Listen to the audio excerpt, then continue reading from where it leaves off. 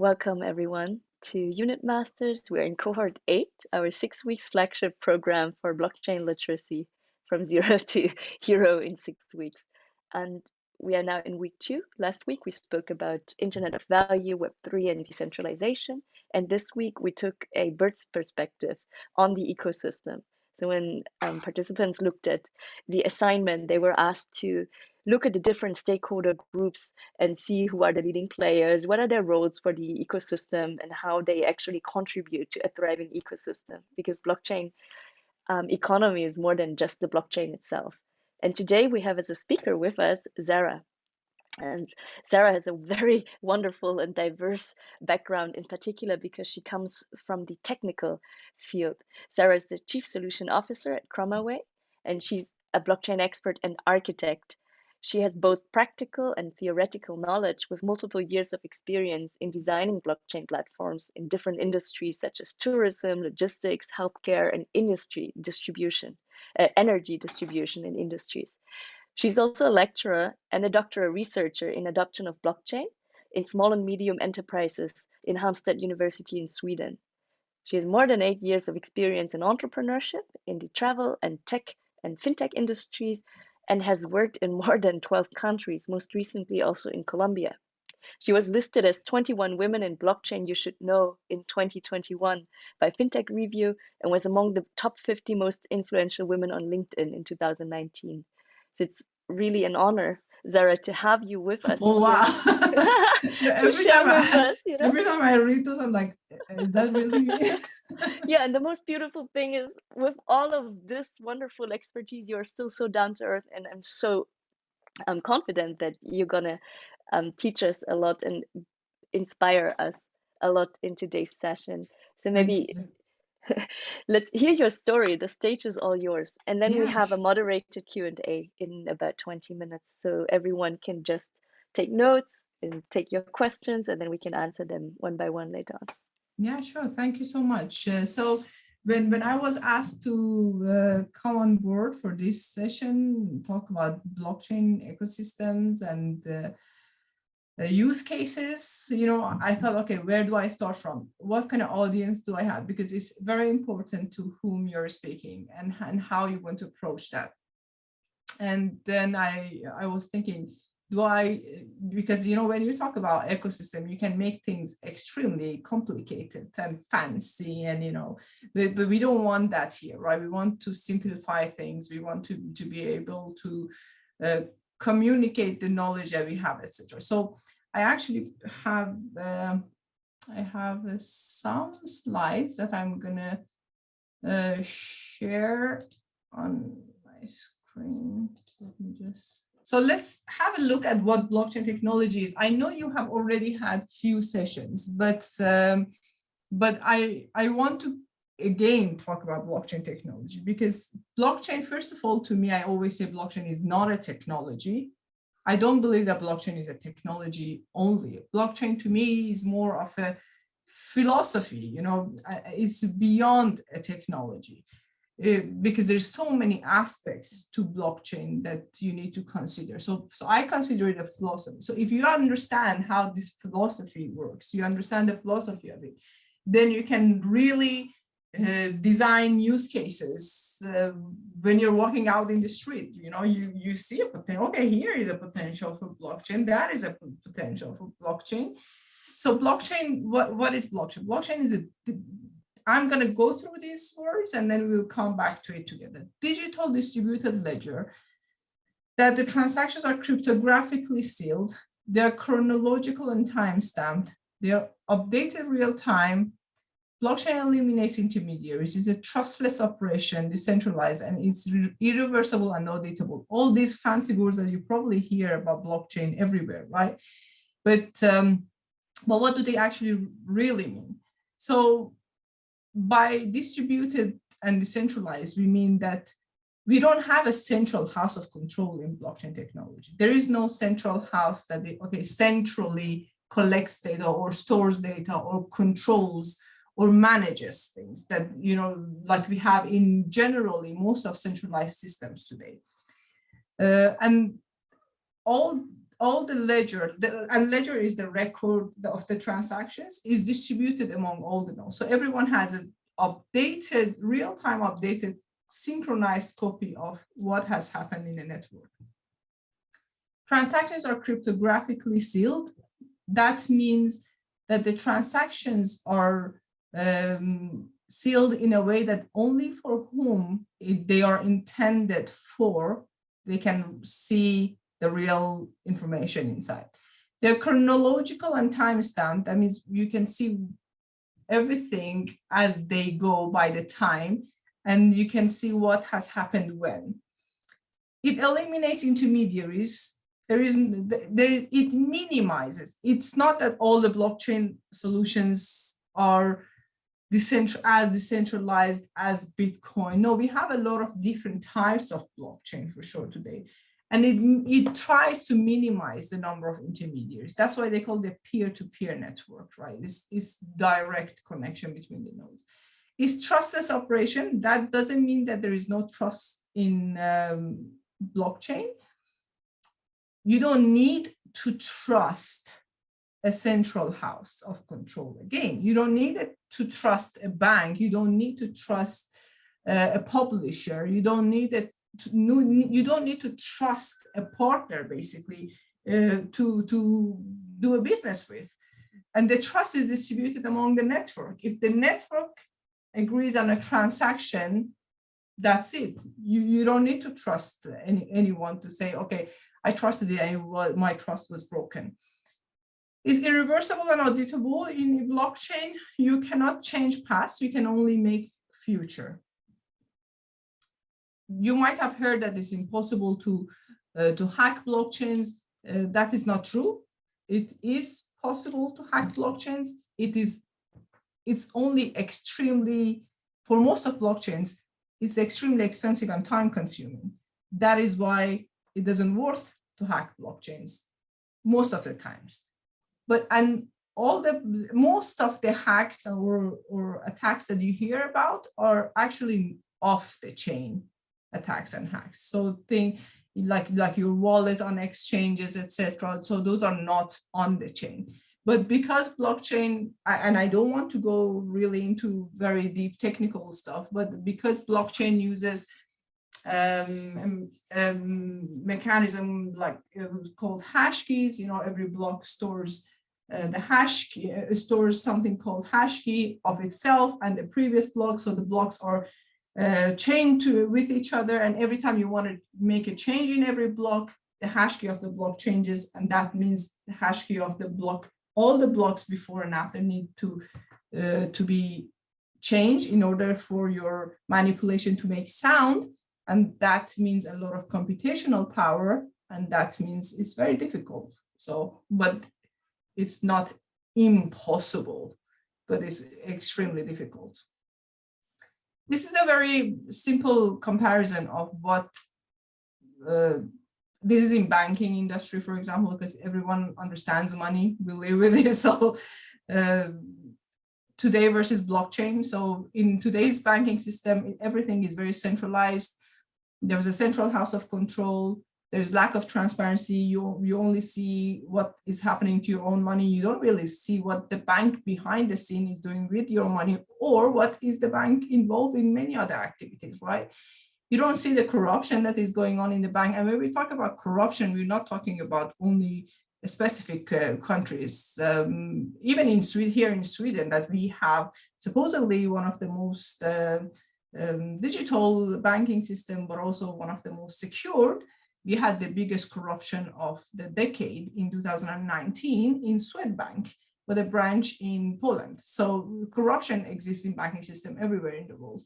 And what happens to all the money, all the people that might lose money? Of course, the insurance covers to some certain level, but it very much depends on what type of client you are as well.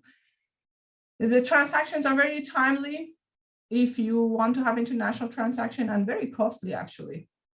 So from certain continent to different continents in different countries, the transaction can take up to 10 days and up to 1/3 of the fee that you are actually, the money that you're transferring can go for transaction fee. So these are all some of I mean, some of the challenges you face with a centralized system, and banking is one example. We're working with a technology like blockchain. Everything is decentralized, so there is no central house of control. There is no data center that can be attacked, can be hacked, can go down, and so it's decentralized, and therefore is more reliable on being self-sustained. It's more transparent. You see what has happened, well, by whom. It's corruption-free because there is no central house of control deciding on transactions to be done or not, and the network distributedly and decentrally is deciding on that based on different mechanisms, then corruption is very difficult. It's because it's peer-to-peer, and intermediaries, is much faster, and the transactions can be very much cheaper. If there is any question, feel free to jump in and ask your questions. Don't worry, unless the setup is to wait until the end. I don't know how it works here. Yeah, typically we read out the questions at the end. Obviously, guys, you can just use the chat to write the questions, and then I can read them out if they fit into the flow. Yeah. Yeah. Right now, I'm not seeing questions. Who is regulating blockchains? So that is a very good question. If by regulating you mean validating transactions. So a lot of these regulations and validations and criterias are written on a smart contract on the very first block by the founders, right? A lot of criterias by the founders of that blockchain. And then eventually the whole network just follows those criteria. And then there is no one single person. So the whole network regulates the blockchain. So every node is involved in regulating the blockchain. It's if it's a public blockchain, which we will talk about different types of blockchain. Was there another question as well? We had a question from Ankur and Olga in the chat that asked, like, how costly is it in today's terms to hack a blockchain such as Bitcoin? There are data that it says $70 million US, for example, refers Ankur. Yeah. I don't really exactly, I can't come up with a number, but it's extremely expensive. Imagine all the blocks that have been created so far, they need to change the hash key. And out of 21 million Bitcoin, we already have almost 19 millions mined. So you can imagine how expensive it would be to hack that blockchain network. But how does blockchain work? Typically in a blockchain network, let's say I want to have a transaction with Nanda, I will broadcast my request to the whole network, and the network based on different mechanisms, based on different consensus mechanisms. And consensus mechanisms are the mechanisms which through those, the blockchain network validates a transaction. Based on that, they will validate or reject a transaction. If it's validated, then with some other data, the block is shaped and it's added to the chain. I'm not going to talk about consensus mechanisms because I found out that you are going to have a session only on different consensus mechanisms, but the two most well-known that you will probably have to know is proof of work and proof of stake. Proof of work is the consensus that Bitcoin started with, and is the consensus that involves mining. So, and is the consensus that actually raised a lot of questions about a lot of criticism against blockchain in sustainability because it uses a lot of computation power. And proof of stake was later. I'm not going to go deeper because I know you will have a session. Proof of stake was then an algorithm consensus mechanism that Ethereum decided to start with because of all the criticism against blockchain sustainability, which basically allows you to validate a transaction based on the amount of stake you have in the network. there is a criticism against proof of stake saying that the more share you have in a network, which basically the richer you are, you have more chance of validating and getting rewards. But and basically this will be a consensus that makes the rich richer and poor poorer. In a way it is true, but also you have to consider that the more stake you have in a network, the more concerned you are with the security of that network. So it's much more important for someone who has higher stake in a network to keep the network safe and secure than someone with very minimum stake. Burhan has his hands up. Yeah, he was writing in the chat, exactly. Blockchain and decentralization are almost always said together. In theory, blockchain is decentralized, but in reality, it's not really as decentralized. For example, he's referring to 12 mining pools that control Bitcoin. Yeah. Less than 5% own Bitcoin.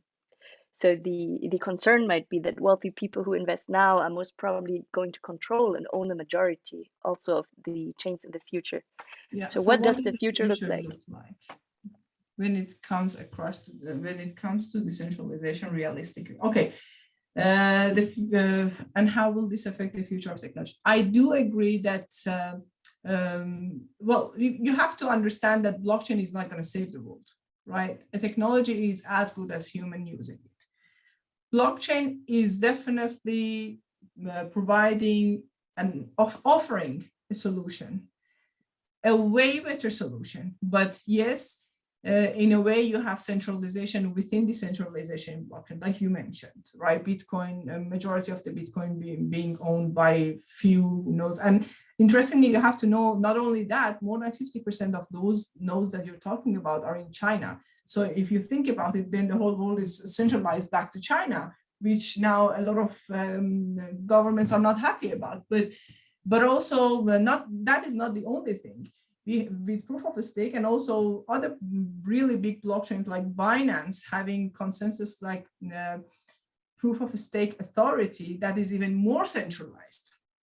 So different blockchains offer different levels of centralization and decentralization, but in general, the idea is to decentralize as much as possible, but it's definitely not fully decentralized in many ways. But the more decentralization, the more secure, but also the more expensive the transactions will be. How do you think we should handle people's death situations? They completely lose their access to the asset. Okay.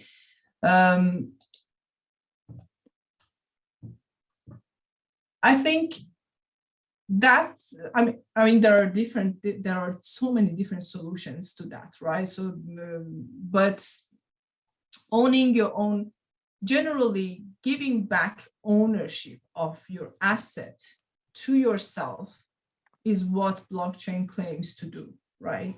And that asset can be your money, that asset can be your data, that asset can be your healthcare records, that asset can be your art. So that can be anything, right? That the ownership is given back to the right owner solely. And how you want to distribute that ownership. Of course, blockchain is definitely not a technology, not a very mature technology, if you ask me yet. But today there are multiple ways to have backup of those assets. But of course, if you're talking about hardware wallet, cold wallet, etc., there is nothing you can really do about it. If you have to share your key with someone, otherwise, if you die, you really lose the asset. But in many other assets, there are multiple other opportunities. Okay. Okay. Should we just continue with the flow? Yeah. I'm just going to continue. So from that, basically, you can say the major advantages of blockchain is the trust, transparency, collaboration, disintermediation, immutability, self-sovereignty. So there's, different types of opportunities. These are the keywords that when you hear around, that there is a potential for blockchain. When people talk about lack of transparency in a lot of governments or a lot of regulating bodies or smaller businesses not being able to collaborate with bigger business because there's a lot of intermediaries involved, or lack of trust in terms of auditability, and that goes back to transactions being immutable on blockchain. But how does blockchain transform businesses? Blockchain in general reduces cost of overall transactions, right? It provides the chance of auditability to businesses. It minimizes fraud. It enables effective monitoring, reduces systematic risks. In general, blockchain also opens a lot of doors for innovative revenue generation streamlines, to creating innovative revenue generation streamlines. And we will talk about that now. But one thing you have to know is there are different types of blockchain, right? When we're talking about blockchain and decentralization, we're talking mostly about public blockchains. Public blockchains like Bitcoin, like Ethereum, they are blockchains that the access is open to anyone. So they call them public or permissionless blockchains. So you don't need a permission to be part of that. The participants are anonymous on the chain. The securities are achieved through consensus mechanisms like proof of work, proof of stake. The transaction speeds are slow. And when we say slow, we say compared to other types of blockchain, this is slow. It's still much quicker than centralized systems today. So a transaction on Bitcoin can today take 10 to 15 minutes to complete, and that Bitcoin is is the biggest blockchain network and is the slowest as well, could be the slowest as well. On the other hand, we have a lot of companies coming with the argument that we don't want our data, even if it's encrypted, to be available to the whole world or our competition, and we want some privacy. We want to control who is part of the network, and that is what we call private blockchains. A lot of blockchain experts don't consider private blockchain or enterprise blockchains as blockchains, but I do, because blockchain, like I said, is about the concept, but at what size and in what context you use it, it doesn't make it a technology, or it doesn't justify for you to say this is not blockchain just because it's used within a boundary. So if it's still providing trustless operation, decentralized operation, transparency within a company, it's still a blockchain. So private blockchains are within one organization. The participants are known identities. They are they have to have permission to be part of it. And there are different consensus, mainly based on voting. They're much lighter and much faster, typically, because there's, of course, limited number of people involved or nodes involved. And we also have federated or consortium blockchain. We also have hybrid blockchains. There are different types, and they are multiple selected organizations. Again, participants are permissioned. They are known identity. In hybrid blockchains, participants are anonymous until they are involved in a transaction. And typically, they are also much lighter and much faster. Federated consortium blockchains are very good blockchains for solutions like supply chain, when there are multiple organizations or stakeholders involved. So let's go to use cases. And here you can see a very general overview of what blockchain would be used for. There's a lot of use cases around the feature of smart contracts on blockchain. There's a lot of use cases on currency, record keeping, and also security of the technology. So these are the four major areas that multiple use cases are born in these areas. When we're talking about currency, we're talking about, all the use cases in crypto world. And if you look at coin market cap and the growth of crypto, the market cap of Bitcoin in few years that Bitcoin has been out in the market is higher than Apple and Microsoft after 40 years. So you can see the potential and the growth in terms of economy in this use case. And also, and the smart contracts are very much used in many different applications of blockchain, like digital rights or scrolls or notarizations, etc. Record keeping in healthcare, in data ownership, in intellectual property ownership, in voting, and securities have mainly have been used in finance industry. But if you ask me what would be a good application of blockchain, generally a good application of blockchain involves all four aspects. So you cannot say that I have an application in a smart contract, but I don't want record keeping or currency. No, you generally involve all four of them together. And we are going to go through some examples. But there is also another way of looking at blockchain ecosystem. One way is to look at it from different stakeholders that are involved, but one way is also looking at it from different types of players in blockchain world, right? We have players that are dealing with currencies that are purely working on crypto, like, you know, Bitcoin. Bitcoin is a blockchain that you cannot build applications on top. Bitcoin was born to let the currency Bitcoin to live on it. So Bitcoin is solely a currency player, or players that provide developers tools like Ethereum. Ethereum, on the other hand, is a blockchain or is a protocol that allows you to build application on, right? That Ethereum started the whole smart contract that companies could now come and build applications on top of this blockchain and use all of these features and functionalities.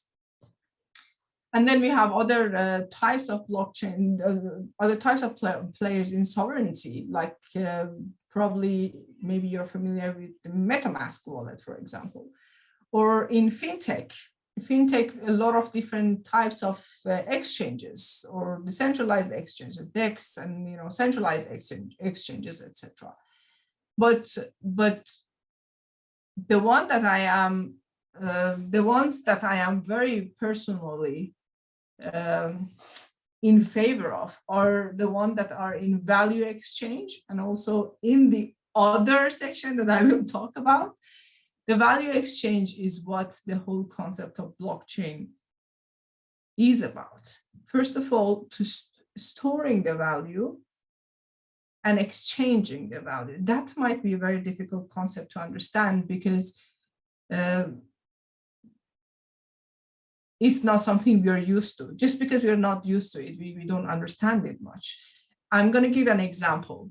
In loyalty systems, we all probably are part of some sort of loyalty platform, right?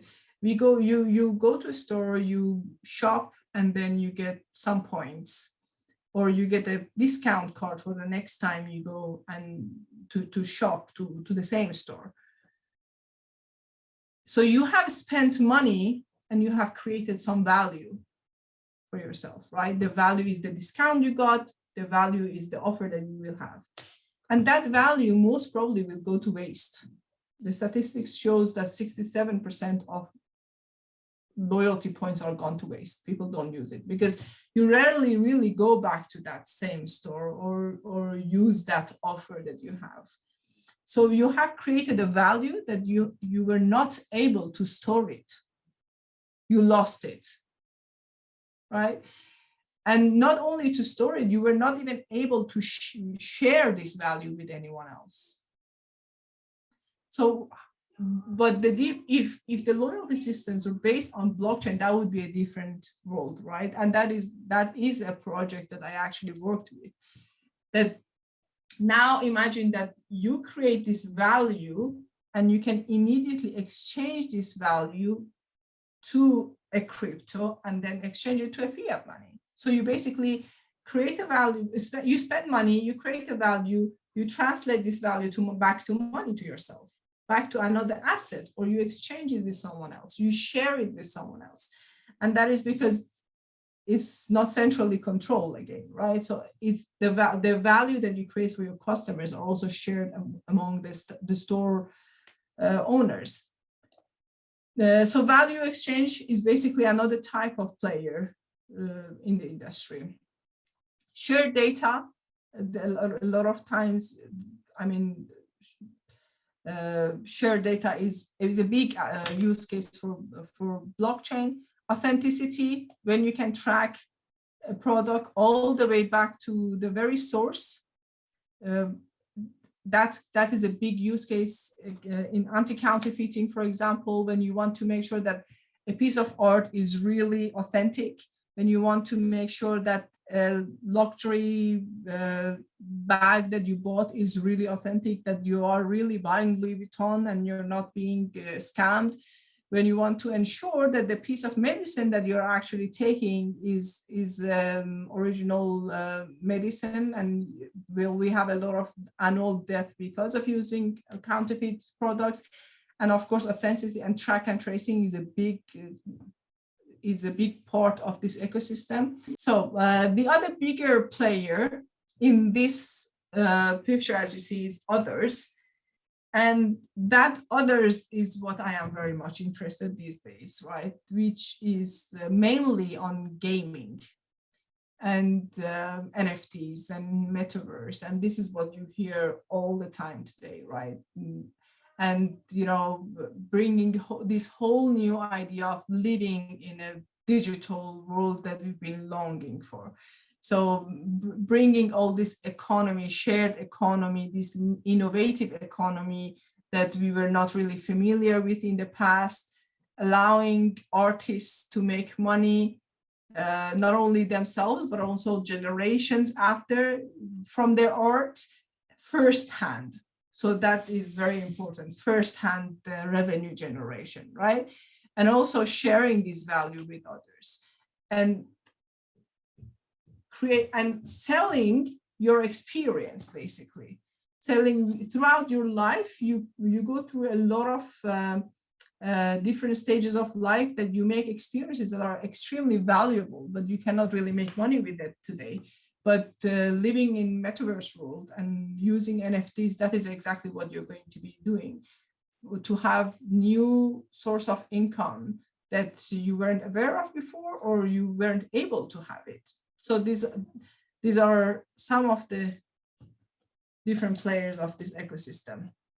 But to give one example, again, like different examples on use cases, supply chain management is a very big use case of blockchain. One of the biggest use cases, but also one of the most difficult ones, because there are different, if you think about, for example, one example on this is the project by Walmart called Farm to Fork, where you can track food all the way to the farm that it came from.